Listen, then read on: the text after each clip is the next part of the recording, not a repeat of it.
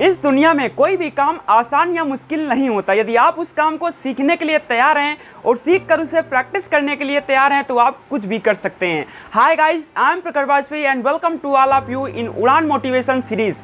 दोस्तों, आज की सीरीज में बात करेंगे एक ऐसी कहानी की जो हम सबको मोटिवेट करेगी, इंस्पायर करेगी। एक गांव में एक मूर्तिकार रहा करता था और वह अच्छी खूबसूरत मूर्तियां बनाता था। उस काम से उसे अच्छे पैसे मिल जाते थे। उसे एक बेटा हुआ और उस बच्चे ने भी बचपन से ही मूर्तियां बनानी शुरू कर दी थी। वह काफ़ी खूबसूरत मूर्तियां बनाता था जिससे बाप बेटे की कामयाबी को देखकर खुश होता था, लेकिन उसकी हर एक मूर्ति में कोई न कोई कमी निकाल देता था। वह कहता था बहुत अच्छा किया, लेकिन अगली बार इस कमी को दूर करने की कोशिश करना।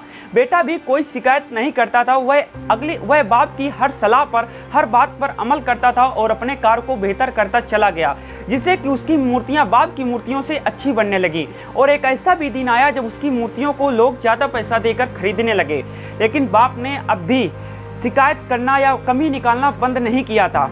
तो बेटे को अब यह बात सुनना पसंद नहीं थी। वह अपनी कमी को बेमन सुनता था, फिर भी मूर्ति में कोई न कोई सुधार कर ही देता था। लेकिन एक दिन बेटे का सब्र टूट गया। जब उसका पिता कमी निकाल ही रहा था तो उसने कहा, पिताजी, मुझे नहीं लगता कि मुझे आपकी सलाह की ज़रूरत है, क्योंकि अगर आप एक अच्छे मूर्तिकार होते तो आपकी मूर्तियाँ कम दामों पर न बिकती। मुझे लगता है कि मुझे आपकी सलाह की ज़रूरत नहीं है, इसलिए क्योंकि मेरी मूर्तियाँ परफेक्ट बनती हैं।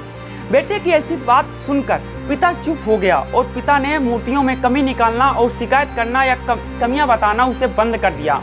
बेटा कुछ दिनों तक तो खुश रहा, लेकिन उसने नोटिस किया कि लोग अब उसकी मूर्तियों में उतनी तारीफ नहीं करते जितनी पहले किया करते थे और उसकी मूर्तियों के दाम भी कम हो गए। बेटे को कुछ समझ में नहीं आ रहा तो वह अपने पिता के पास गया और पूरी उसको समस्या बताई। उसका पिता उसकी बातों को ऐसे सुन रहा था मानो उसको पता था कि इसके साथ यही होगा। तो उसके बेटे ने पूछ लिया, क्या आपको पता था कि मेरे साथ यही होगा? तो उसके पिताजी ने जवाब दिया, हाँ, मुझे पता था कि तुम्हारे साथ यही होगा, क्योंकि मैं भी इस दौर से कभी गुजरा था। तो पुत्र ने पूछा, तो आपने मुझे पहले क्यों नहीं समझाया? तो पिता ने जवाब दिया, क्योंकि तुम समझना नहीं चाहते थे। मैं जानता हूँ कि तुम्हारी मूर्तियाँ मुझसे अच्छी बनती हैं। मैं ये भी जानता हूँ कि हो सकता है मेरी सलाह तुम्हारे लिए लाभदायक न हो, मेरी हर सलाह, तुम्हारी मूर्तियों में कमी तुम्हारे लिए फायदेमंद न हो, लेकिन जब भी मैं तुम्हारी मूर्तियों में कमी निकालता था तो तुम अपने काम से सेटिस्फाई नहीं होते थे, उसमें किसी बदलाव की गुंजाइश देखते थे और यही बदलाव की गुंजाइश तुम्हें औरों से अलग करती थी।